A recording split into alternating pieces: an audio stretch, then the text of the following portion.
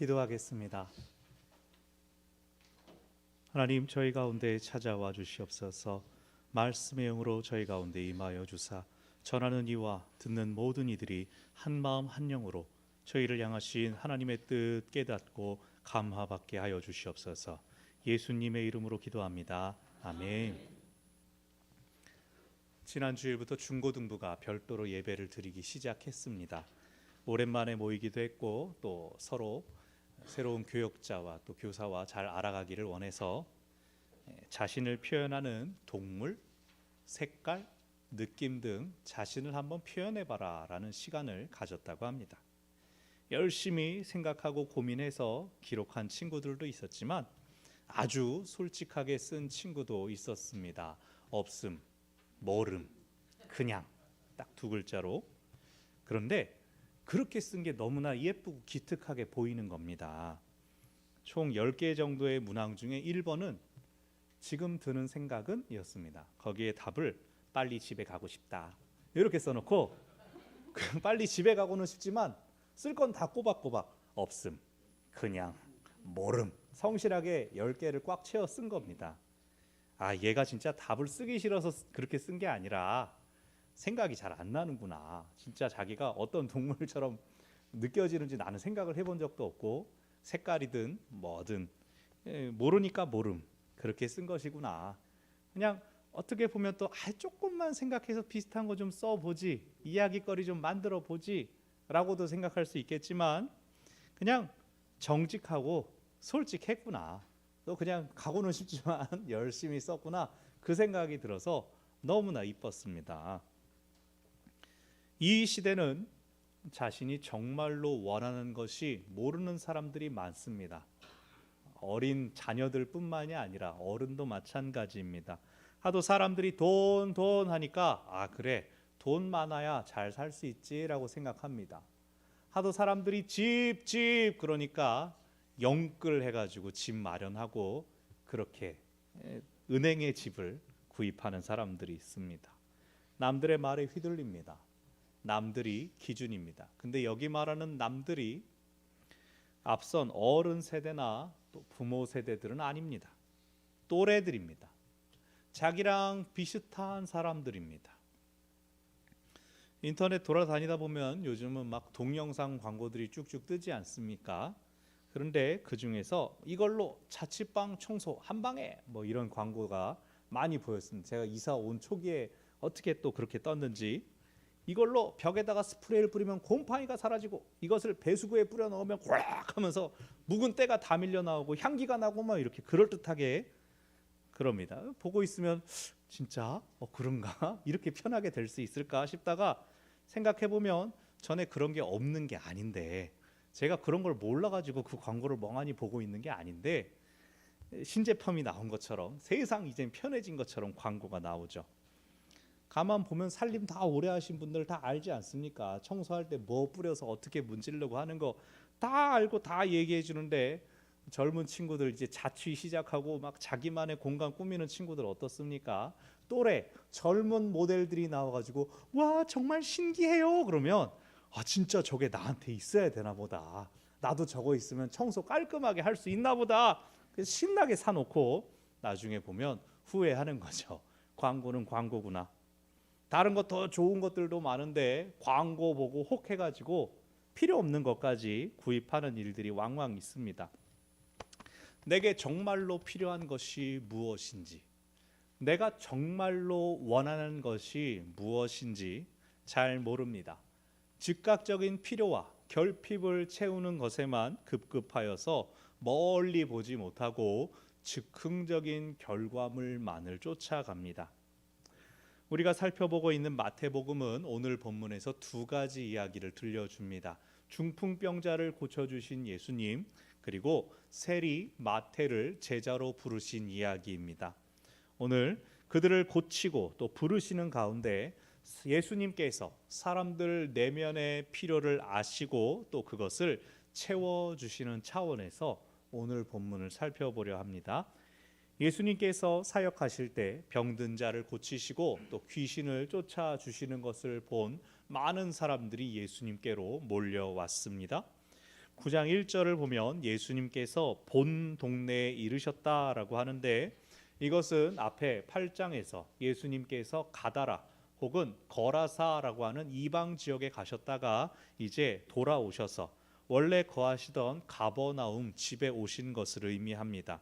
예수님께서 돌아오셨다 소문이 나자 또 고침받기 원해서 많은 사람들이 예수님께로 나왔습니다. 그 중에서 중풍병자를 데리고 온 사람들이 있었습니다. 그냥 들고 온 것이 아니라 그 사람이 누워 있었던 침상채로 예수님께 나왔습니다. 마가복음과 누가복음에서는 그들이 예수님께 갈 수가 없어서 사람이 너무나 많아서 지붕을 뜯었다라는 표현이 나와 있습니다. 근데 마태복음에서는 그러한 장면을 굳이 묘사하고 있지 않습니다. 그냥 2절 후반부에서 중간에서 예수께서 그들의 믿음을 보셨다라고만 나옵니다. 예수님께서 그들이 어떻게 행한 것을 보신 걸까요? 아마 마태복음의 저자는 그들의 행위가, 그들의 행동이 기억되는 것을 피하려 한 것처럼 보입니다. 왜냐하면 마태복음의 첫 번째 수신자들, 처음 마태복음을 읽은 사람들은 유대인들입니다. 그들은 바리새인들이 율법을 문자적으로 지키는 것들을 경계했던 사람들이었습니다. 예수님께서 천장을 뜯어야, 지붕을 뚫어야 그것을 큰 믿음으로 여기신다, 이것은 아니지 않습니까? 우리 교회 안에서 잘 쓰이는 표현 중에 하나가 소나무 뽑으러 간다. 여러분 무슨 뜻인지 아실 것입니다. 기도하러 가는 겁니다. 산기도 가는 겁니다. 그래서 이 말이 이제 흐르다 보니까 저희 교역자들끼리도, 목회자들끼리도 모이면 하는 말이 있습니다. 아이고 소나무 좀 뽑아야겠네. 몇 개나 뽑았어? 뭐 장난처럼 안수 앞둔 전도사님들한테 5개는 뽑아야 안수 받을 수 있지. 천국 가면 예수 하나님이 부끄럽지 않게 하시지, 이런 말이 있습니다. 근데 이제는 나무 진짜 뽑으면 벌금 내죠. 그냥 중요한 건 간절함, 그 메시지가 전해져야 됩니다. 오늘 본문에서도 예수님께서 보셨던 것은 그들의 행동이 아니었습니다. 그를 중풍병자를 예수님께로 데리고 나온 사람들의 믿음이었습니다. 예수님께서 그를 고쳐주어야겠다라고 하시는데 처음 하시는 말씀이 무엇입니까? 작은 자야 안심하라, 네 죄 사함을 받았느니라. 듣던 사람들이 깜짝 놀랍니다. 아니 죄가 사해졌다고? 아니 그게 그 문제가 아니라 어떻게 저 사람이 죄 사함을 선포할 수 있지? 라고 합니다. 왜요? 죄를 사하는 것은, 사람들이 죄를 용서받기 위해서는 성전에 가야 됐습니다. 성전에서 속죄제를 드릴 때 제사장이 죄가 사하여졌다라고 선포합니다. 그런데 제사장이 죄를 사합니까? 그렇지 않죠. 하나님께서 죄를 사하여 주시는 것입니다. 그런데 그것은, 예수님은 환자를 고쳐주시는 것으로, 치유하시는 것으로 하시는 것이 아니라 갑자기 그 누워있는 사람을 향하여 너의 죄가 사하여졌다 말씀하시니, 아니 저 누워있는 사람이 무슨 죄를 지었길래 어떻게 예수가 저 사람을 용서할 수 있는가? 그들은 놀랐습니다. 그래서 그들의 마음을 아시고 5절에서 예수님 말씀하시죠. 여러분, 죄 사함을 받았다라고 말하는 것, 일어나 걸어가시오라고 말하는 것, 무엇이 쉬운 것입니까? 어떤 말이 더 쉽겠습니까? 여러분은 어떻게 생각하세요? 두 가지 말 중에 누가 더 쉽겠습니까? 예수님인데 뻘떡 일어나 걸어가라고 하는 게 더 쉽지 않겠습니까? 사람들이 보고 할렐루야 할 수 있으면 그게 더 예수님께 쉬운 것 아닙니까? 그냥 일어나서 걸어가십시오 하면은 사람들이 보지 않습니까? 일어나나? 움직이나? 안 걸어가면 안 됐네 그러는데, 당신의 죄가 사함 받았습니다 라고 하면은 그건 겉으로 보이는 게 아니니까 그 뜻으로 예수님께서 말씀하시는 것이죠. 그러니까 주님께서 너네들 지금 내가 말로 하니까 되게 쉬운 것처럼 보이지, 내가 티 안 난다고 그냥 이 말 하는 것처럼 생각되지? 라고 그들의 속을 꼬집으신 겁니다. 근데 주님께서 그것이 쉽기 때문에 말씀하신 것은 아닙니다. 장차 하실 일을 위해서, 그가 나은 다음을 위해서 먼저 하실 일을 하신 것입니다. 그것은 예수님께 죄를 사하는 권세가 있다는 것을 드러내는 것이었습니다. 예수님께 나온 사람은 죄를 사함 받을 수 있다는 것을 알려주시기 위함이었습니다. 주님의 치유는, 주님의 구원은 단순히 아픈 곳을 사라지게 만드는 것, 그것이 아닙니다. 주님은 존재를 변화시킵니다. 죄인에서 의인으로 변화시켜 주십니다. 전인적인 치유를 행하시는 분이십니다. 마치 예수님의 치유가 무슨 감기약처럼 기침이 멎고 콧물이 멈추고 열이 떨어지는, 주님은 그런 방식으로 고쳐주시지 않습니다. 환경을 고쳐주십니다. 상황을 바꿔주십니다. 인생을 변화시켜 주십니다. 죄를 사하여 주신다, 죄사함을 받았다라고 하시는 말씀은 그가 앞으로 다른 삶을 살 것을 말씀하여 주신 것입니다. 중풍병자가 죄 때문에 병이 생겼는지 우리는 알 수 없습니다. 그러나 확실한 것은 이 사람은 나은 다음이 문제입니다. 여러분 이해하실 겁니다. 건강 없던 사람이 질병으로부터 나음을 받고 건강해진 다음에 그 건강 잘 지키며 살아간다면 괜찮습니다. 뭐가 문제입니까? 건강해지면 못 가던 곳 가게 됩니다. 못 하던 나쁜 짓도 할 수 있게 됩니다. 그래서 속된 말로 아이고 저 사람은 그냥 아플 때가 더 나았어 라고 하는 말도 있지 않습니까? 사랑하는 여러분, 우리는 건강해서 다행인 사람들이기 바랍니다. 건강한 게 잘 됐어 라는 사람들이길 바랍니다. 예수님께서 죄사함을 선포하시고 일어나 걸어가라 하시자 그가 일어나서 자기 침상을 챙겨서 갔습니다. 예수님께서 죄사함에 이어서 병고침을 행하시는 것을 본 사람들은 8절에서 두려워하며 이러한 권능을 주신 하나님께 영광을 돌렸습니다. 사람들이 깨달은 겁니다. 아, 예수님은 병만 낫게 하시는 분이 아니시구나. 실로 죄를 용서하여 주실 수 있는 권세가 있으신 분이시구나. 그러나 아직 사람들은 예수님께서 하나님이시며 하나님의 아들이심까지는 모르고 본문 안에서 나타났던 사건들, 예수님께서 하신 말씀으로만 주님을 이해하고 있습니다. 그리고 9절부터 이 중풍병자뿐 아니라 세리 마태의 이야기가 나옵니다.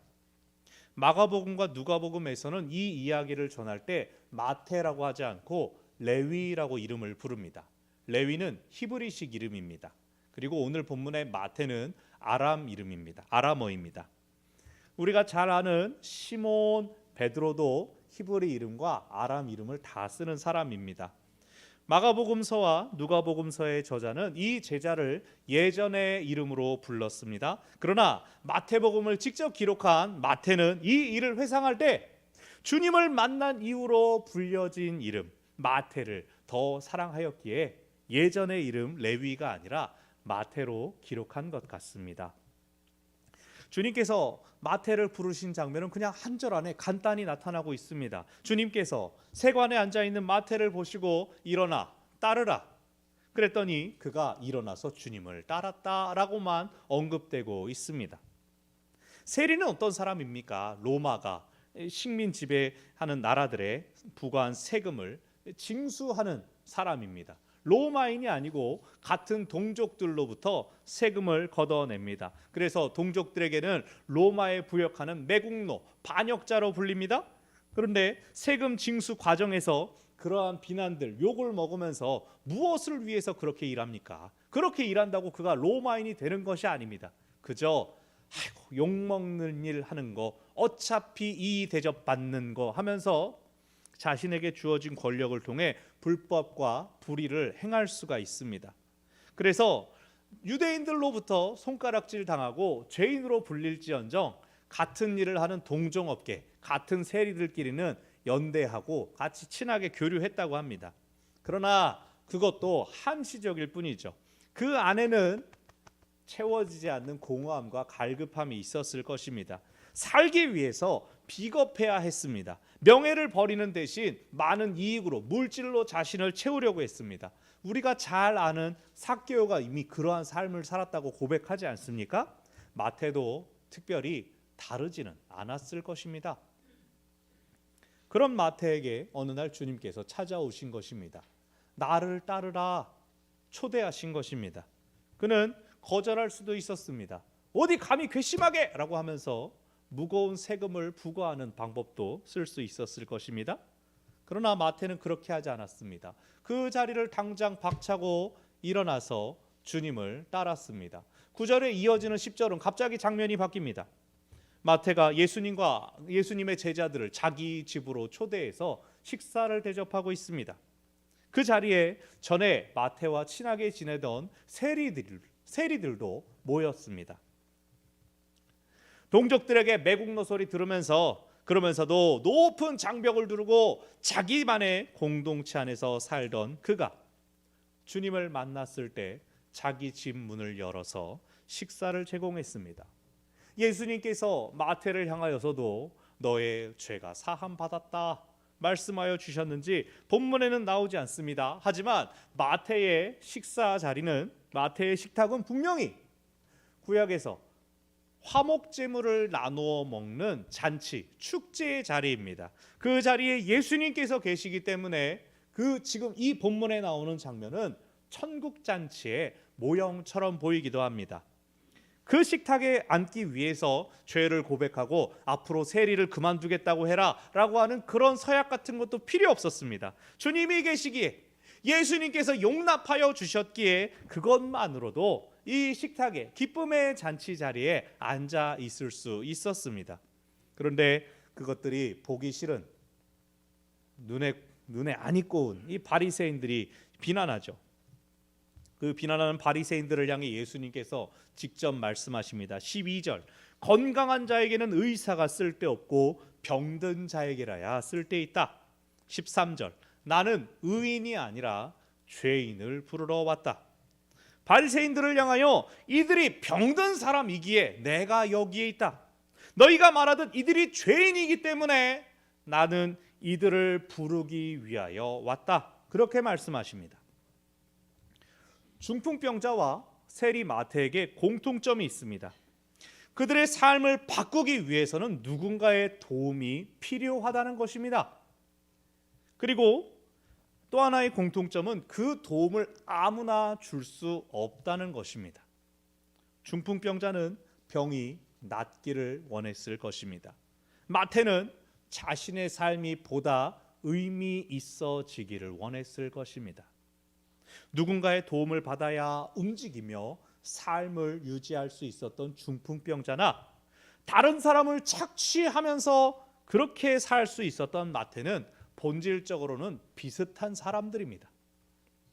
그들의 상황이 바뀌게 된 것은 순전히 주님께서 그들을 만나 주셨기에 가능했습니다. 주님은 그들이 당장 겪고 있는 문제, 그들의 현상에만 주목하시지 않았습니다.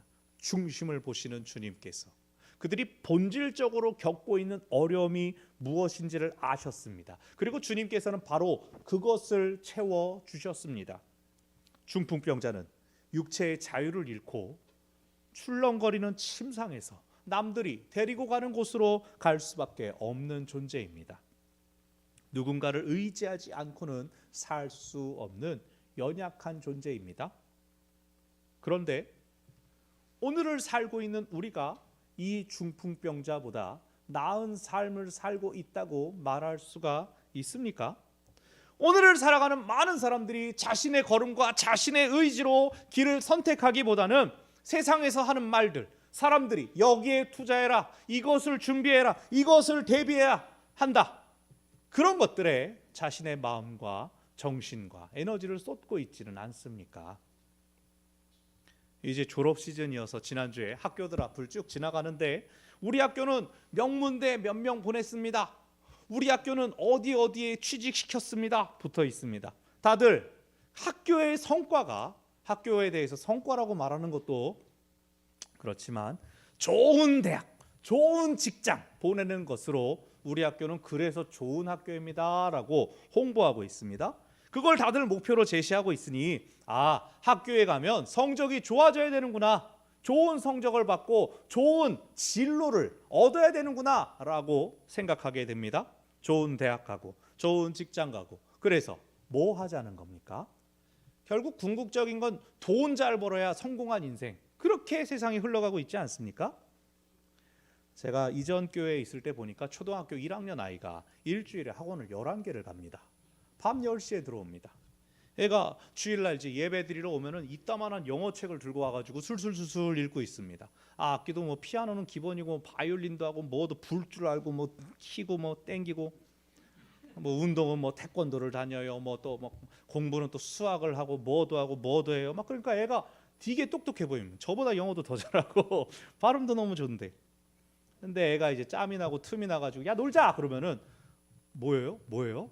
어떻게 해야 될지를 알지를 못합니다. 너 그럼 혼자 있을 때 뭐하냐? 그럼 게임해요. 휴대폰 잡고 그냥 흐린 눈으로 그냥 누르고 있는데 재밌어? 아니요, 그냥 해요. 그럼 우리 그거 하지 말고 뭐 할까? 딴 거 할까? 그러면 뭐 줘요? 그걸 하면 뭐가 나한테 남아요? 아이가 규칙이 있고 보상이 있어야 거기에 들어오겠다라고 하는 겁니다. 이게 애들이 맞나? 그런 생각이 들었습니다. 너무나 안타까웠습니다. 얘들이 지금 안 놀면 이 다음엔 점점 더 공부할 것도 많고 해야 될 게 많은데 그것들을 과업을 달성해야 되는 게 너무나 많은데 근데 그게 그 동네만의 일이겠습니까? 애들뿐만 아니라 어른들도 영혼이 마비된 영적 중풍병자들이 많이 있습니다.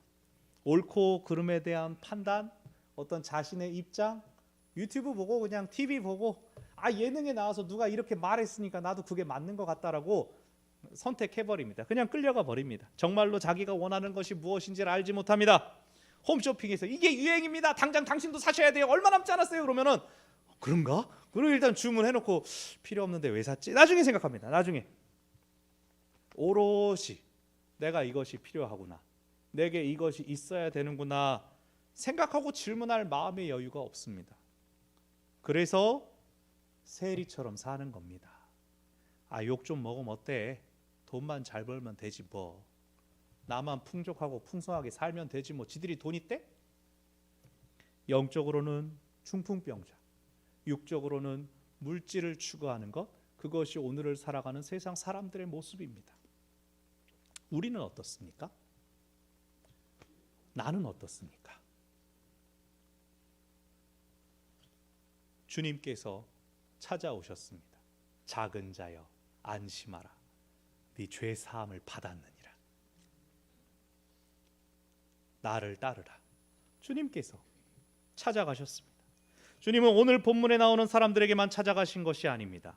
주님은 영적으로 마비된 중풍병자와 같은 나에게 말씀하십니다. 네 죄 사함을 받았느니라. 나를 따르라. 물질 만능주의에 잠식되어 가고 있는 나에게 나를 따르라. 주님은 우리의 영이 원하는 것이 무엇인지 알고 계십니다. 우리의 영은 구원을 바랍니다. 위로를 바랍니다. 우리의 영이 병들었기 때문입니다. 그 병을 고칠 약은 돈이 아닙니다. 쾌락과 즐거움이 아닙니다. 오직 주님만이 우리의 영을 회복시키시고 우리 영의 본질적인 필요를 채워주실 수 있습니다. 우리의 깊은 속을 돌아봅시다. 나는 나의 분명한 바람과 마음의 소원을 잘 알고 있습니까? 나를 부르신 하나님의 목적을 잘 알고 그것을 이루기 위하여 살아가고 있습니까? 영적으로 마비되어 남들 가는 대로 그저 휩쓸려 가고 있지는 않습니까? 주님, 저를 일으켜 주십시오. 우리가 마음으로 그렇게 기도하고 부르짖습니까? 그런 우리를 향하여 너의 죄를 사하노라 말씀하시고 우리를 일으켜 주시는 주님을 만나시기 바랍니다. 한편 나는 내 뜻대로 움직이고 있습니까? 정말로 내가 원하는 것을 이루는 삶을 살고 있습니까? 내 의지대로 하나님의 것을 분명히 구별하여 바치는 삶을 살고 있습니까? 어떻게 하면 내가 보다 더 하나님께 영광 돌릴 수 있을까? 그것을 궁리하며 기도합니까? 그런 우리를 향하여 나를 따르라 주님께서 초대하십니다. 여러분, 주님의 부르심에 응답하기 바랍니다. 말씀을 정리합니다. 주님께서 우리를 아시기에 우리의 필요를 채워주십니다. 주님께 공급받기를 원한다면 주님께서 우리를 지으신 목적을 기억해야 합니다. 주님은 하나님의 사람으로 사는 것이 어떠한 것인가를 가르쳐 주셨고 그렇게 사셨습니다. 예수님처럼 사는 것, 예수님처럼 사랑하는 것, 우리는 영적 마비로부터 풀려나서 예수님을 따르는 삶을 살아야 합니다. 그리고 다른 이들이 누운 침상을 들고 주님께로 나아가야 합니다. 나의 가족, 친구, 동료 혹은 알지 못하는 사람일지라도 주님을 만나야 하는 사람, 주님으로 채워져야 하는 사람을 주님께 인도할 수 있어야 합니다. 그렇게 필요를 채워주시는 주님을 만나고 주님으로 다른 사람들의 필요를 채워주는 저와 여러분 되시기를 바랍니다. 기도하겠습니다. 주님, 저희는 주님이 필요합니다. 저희는 주님을 원합니다. 우리 영의 깊은 간구 무엇인지 알지 못하고 세상에 휩쓸려가는 사람들 되지 않게 하여 주십시오.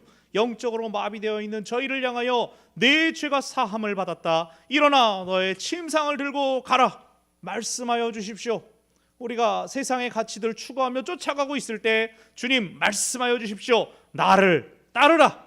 주님의 부르심에 응답하며 하나님의 기쁨이 되고 하나님께 영광 돌리는 예수님의 제자들 될 수 있도록 저희를 이끌어 주시옵소서. 예수님의 이름으로 기도합니다. 아멘. 말씀 기억하시면서 찬송